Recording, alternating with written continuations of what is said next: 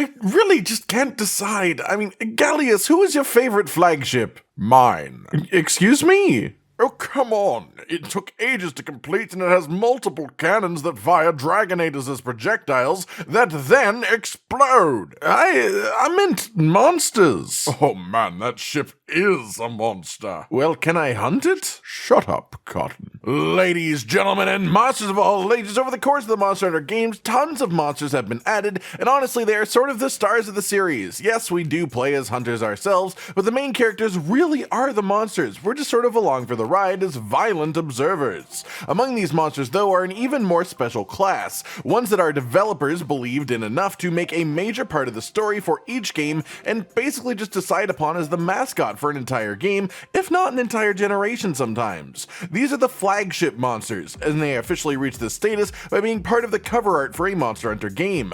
I've ranked these in various ways in the past, but it's mostly just based around how I feel about them off the top of my head, my mostly personal opinions. So today, I thought I'd try to do it a bit more in some detail, a bit less with my personal biases, to try and work out which of the Flagship Monsters truly deserves to be called the best. After all, Rathalos is considered the flagship monster of the series as a whole, but the question remains to me, is there a monster more deserving of that title objectively? With that said, let's dive into the list itself. Number 21. Azure Rathalos. Look, I've always said this is my least favorite of the flagships, and I think that the reasons are fair even outside of my personal biases. As far as flagships go, they tend to be really unique, really special, they tend to have larger meaning both for the game itself that they're in and occasionally for the series as a whole. They tend to have fairly large impact on the ecosystem of their given game, and they tend to be big, meaningful creatures whose fight sticks with you. It becomes very memorable. Monsters who are basically one of, if not the most memorable monster of that game. Azure Rathalos is such an extreme exception to this though. Yeah, it's cool to have a subspecies show up as a subspecies as a concept are pretty cool, but especially with the lens of looking back at this over time, Azure Rathalos is simply not held up. I get that this was the flagship of the technical second Monster Hunter game ever, being the monster on the cover of the G-Rank expansion to the first game, so I guess you could say that they were still finding their footing when it comes to flagships, but the simple way to put it for me is, generally speaking, every flagship monster is a fan favorite. They are all so interesting and unique that they are someone's favorite monster, and I just don't think that Azure Rathalos comes anywhere close to that kind of status. I don't even know if Azure Rathalos is the favorite monster of a single hunter. Number 20. Magnamolo. Maybe this is unfair, maybe it's not, but Magnamolo just didn't really make the cut as far as I'm concerned. The ecology for this monster is sort of vague, there's lots of in-game talk about him using souls as weapons, but in a series like Monster Hunter that tends to pride itself on making sense, this monster just doesn't quite make as much sense as the other flagships. Visually, I think it's a bit of a step back from most of them. It doesn't look bad per se, but again, it doesn't look like a realistic creature. The arm blades are sort of weird, the back blades when it's angry are just sort of odd in general. It just looks less like an actual potentially real animal than the other flagships do. It just sort of doesn't fit in. And don't get me wrong, I do like Magnamolo in the grand scheme of monsters in general, but I think he sits near the bottom of the barrel of flagships as a whole, especially when we are judging them as flagships. Number 19. Gammoth. If I wasn't trying to be so unbiased with this list, Gammoth would be way higher, but I'm trying to consider community opinion, and community opinion on Gammoth is not great. Don't get me wrong, conceptually she is an incredible monster, a giant mammoth monster and literally the only one of her kind that exists. I think she is visually incredible as well and a fantastic addition to the series, but her position within her own game is a little bit muddied up by being just one of the fated four. I think they all sort of get a bit hurt in that category as they simply share the title of flagship together. The main reason that she is this far back on the list though is the fight itself. It's just slow, it's lumbering, there are some interesting moments but not enough for the fight to feel actually properly active. For the most part, you're just beating up the snow-covered legs of a creature way too big to fight normally. If they bring this monster back in the future and they update the fight properly, it'll probably go up a ton of slots, but the fight is holding it back significantly right now. Number 18. We're picking pine cones. Regios. Look, I love Steve as much as the next person, and I think he's just gotten even better with his reintroduction into the Sunbreak expansion, looking beautifully golden and getting a properly aerial acrobatic fight. But the most interesting thing about Regios is the concept that he is even faster in the air than a Rathalos is. And I don't think think that is all that exceptional, especially at this point in the series where there just are multiple monsters that are faster than Rathalos. The big thing for me is that he's sort of overshadowed even in his own game. He isn't a big deal even in the title that he's a flagship of. He's a great monster. I love him as a monster, but generally the flagship position of a Monster Hunter game makes you an integral part of the story, and for you was much more dominated by, well, Goremagala and its eventual transformation into Shagaru. The main thing here too is that the sort of thing that makes for you great is that every time that you fought a monster for a key quest, it was actually relevant to the story in some way. It would actually accomplish something for the village. There was a proper reason for it rather than just, ooh, there's a scary monster, we need you to kill it. So the fact that every monster had story relevance sort of makes the smaller story relevance for things like a Regios just a little bit less impactful. I think Regios is a fantastic monster, but in flagship terms, I just don't think he rates all that highly. Number 17, Glaviness. This is getting hard, which is weird to say 5 entries into a list, but it's hard for me to say that Glaviness is the 5th worst of pretty much anything, because Glaviness is an awesome monster, right? A sword tail wielding brute wyvern is great, but weirdly enough, this isn't even the first one of these in the series, as we did have Abiarugu and Frontier, which as a monster was released quite a long time before Glaviness was even conceptualized. That said, he looks cool, but I've always said he doesn't look overly realistic, being a bit of an aesthetic mismatch with the ideals of the series. His fight is fun, but not groundbreaking. It doesn't flip everything on its head, and as far as the story of Generations goes, he's not treated as an extremely big deal compared to the others. It's not like Glaviness as a monster drives that game forwards. Number 16, Kashala Deora. This one is pretty back and forth for me. Visually, I do absolutely love Kashala. The idea of a dragon with essentially metal skin is super cool, and the concept of it being able to create tornadoes with flaps of its wings because of the way its metal body works is really cool too, essentially using the folds in the metal as a method of controlling the very wind around it. The thing is, until Monster Hunter Rise, I'd argue this was one of the most annoying fights in the entire series, and that has to knock it down a few pegs, especially as this includes the game in which it was a flagship. It didn't have an overly massive story impact, and while it was one of the more common inclusions for Elder Dragons having shown up in the majority of Monster Hunter games, I wouldn't argue that it's had a massive impact on the series as a whole outside of that. Number 15, Bloodbath Diablos. And this one has always felt sort of weird to me. It's the only thing of this type to hold a flagship spot, with the closest being Azure Rathalos. But Azure Rathalos is just a subspecies, whereas Bloodbath is a deviant, and deviants were literally only a thing for Generations and Generations Ultimate, never been a part of any other game, so it sort of feels weird to have a deviant as a flagship, but it is what it is, I suppose. As far as personal impact on the game, the largest impact it had wasn't story-based at all, but simply being the strongest of the deviants, really. The fight was great, the visuals are pretty cool, but this one is where it is on the list, mostly because it fails in 2 categories really hard. It has basically no impact on the story in a time when flagships were definitely capable of doing that, and it also doesn't really have an impact on the greater series as a whole, unless you want to argue that maybe the Apex Diablos and Rise is similar and that counts, but I don't think it makes me value this monster more as a flagship than the ones that come after it. Number 14. Legiacris. Legiacris is fantastic. He is perfect as the poster boy of his game and arguably most of his generation, as the 3rd gen was a game of underwater combat and he has an iconic underwater fight, being simply one of the most memorable and extremely cool visually as a fight as well. The way that he moves is special, the way that he fights takes advantage of the 3D space of the underwater area. Aesthetically, he's pretty cool, like an electric eel crocodile mix, and it just fits the space that he occupies very well. Honestly, it doesn't help his positioning that he's one of the few flagships that hasn't gotten a remake in the 5th generation, but I'm sure he'll come back in the 6th gen to show all the new hunters a true glory and a wonderfully updated visual and mechanical upgrade. I can't wait for that personally, but right now I think he is somewhere around the midpoint of flagships. Some people would rank him a bit higher, but I can't help but think that the ones that I put above him deserve their spot too much to upset the rankings here. Number 13, Zanogra. This is a fantastic monster visually and really cool ecologically with the way he has a symbiosis with the thunderbugs on his back. I don't think he really had much impact on the story of Portable Third, but that can be a little bit excused by it being Portable Third. It's simply an offshoot title of a main game, meaning that it didn't really have its own unique story. Zanogra is an extremely popular monster, which is proof that he's had a pretty big impact on the series, and he was the very first fanged wyvern by multiple generations, which is an important thing to note when considering his uniqueness and his impact on the series as a whole. His fighting style is still pretty unique to this day, and all of that combines to give him a pretty solid slot on this list. The only real thing against him is that generally he is pretty divisive. You don't often find people who are just indifferent about Zanogra. The people who don't love him tend to really not like him, which is why I think it's fair to have him right around this position. Number 12.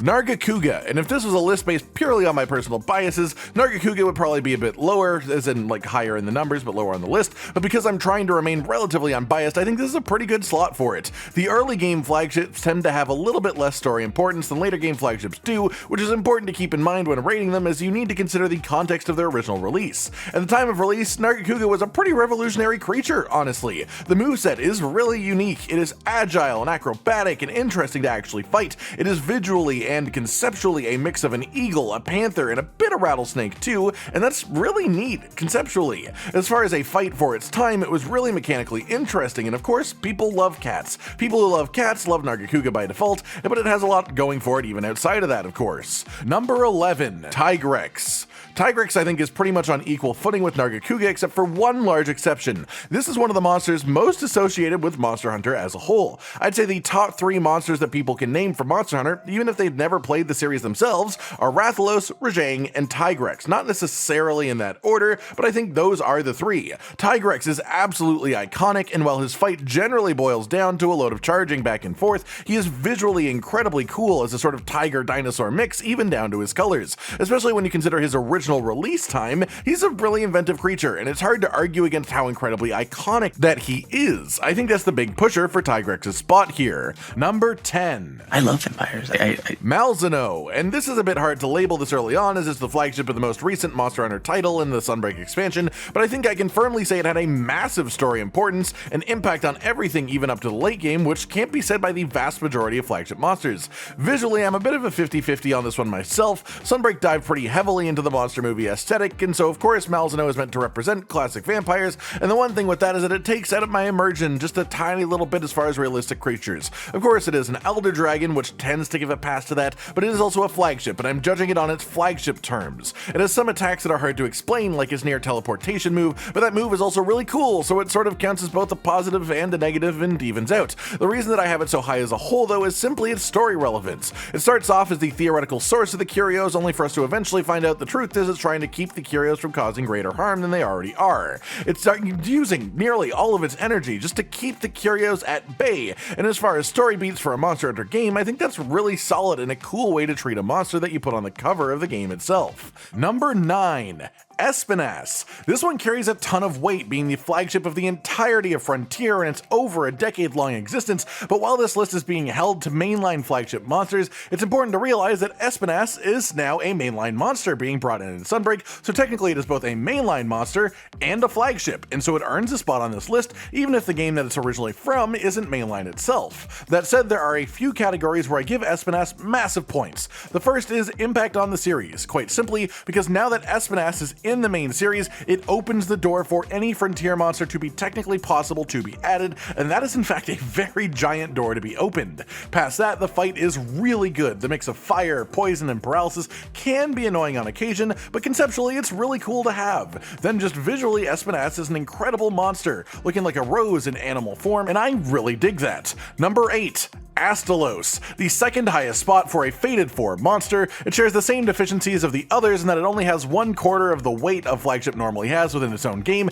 as it shares its spot with the others. But the reason that this one gets put so far into the list is simply the design is insanely good. Visually, the monster is just incredible, one of the best looking creatures that's ever been done for Monster Hunter in my opinion, and then the fight is great too. The music really sticks with you on top of that, and while the impact it has within its own game is a little bit middling and it hasn't really had massive impact on the series as a whole either, this one is entirely carried by the quality of the monster itself, both visually and mechanically. Number 7. Bubbles.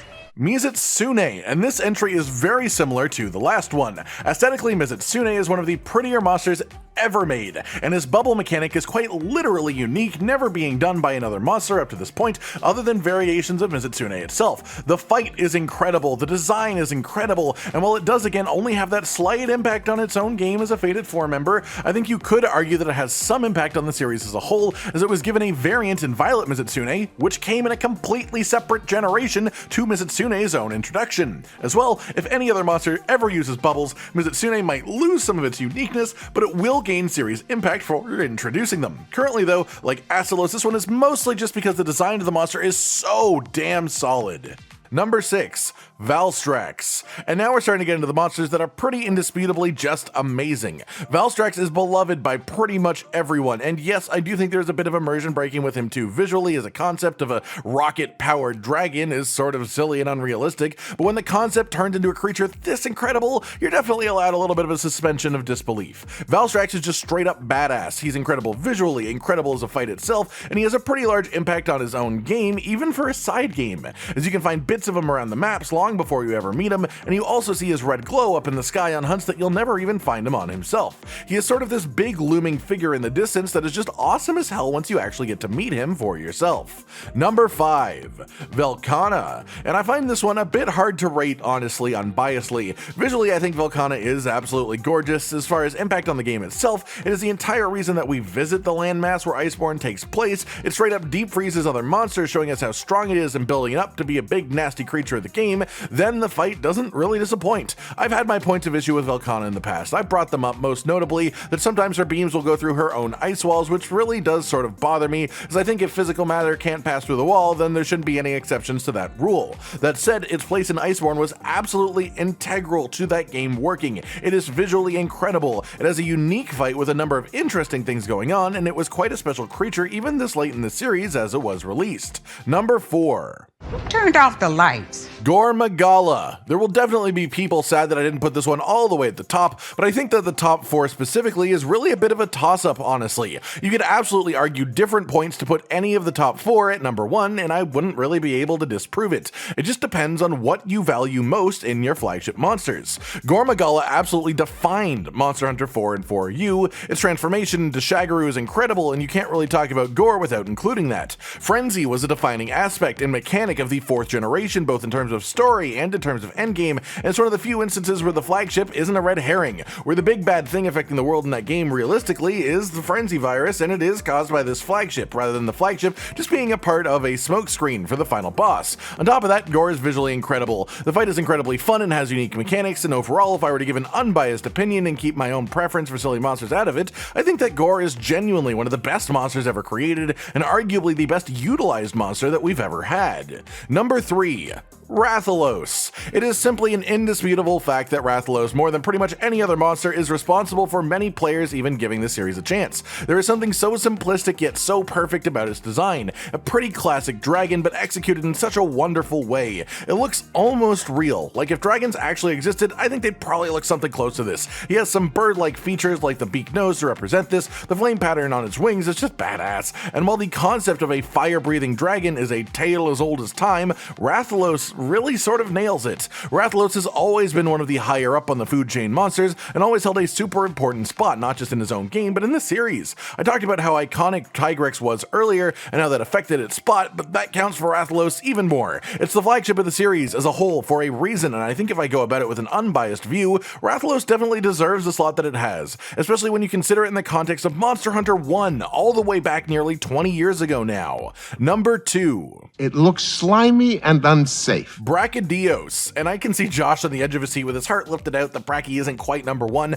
but I think number 2 is a sort of perfect spot for him right now. Conceptually, this monster is fantastic. As a fight, it's fantastic, and Slime is a really cool thing to have in the series. Slime as a whole eventually turned into Blast, which is one of our only 5 statuses if you include Stun, so the uniqueness mechanically and actual impact on the series as a whole bringing this status in is massive, and yet even when the Blast became a proper thing that other monsters had, no one else had Slime the way that Brachy does, which makes it incredibly unique. His fight and mechanics are unbelievably unique. The impact that he's had on the series is simply massive, as I've gone over. The only reason he's not number 1 to me is the visuals of his actual body shape. He doesn't look bad by any means, don't get me wrong. In fact, I think he looks quite good, but I wouldn't say he's particularly close to the most visually cool monster in the series. I think his aesthetic serves his mechanics well, and they serve his moveset well, but if I had never played a Monster Hunter game and I saw Brachydios as the first monster I'd ever seen, I'd think he just looked a little bit odd, and that's the only negative that I can really give him.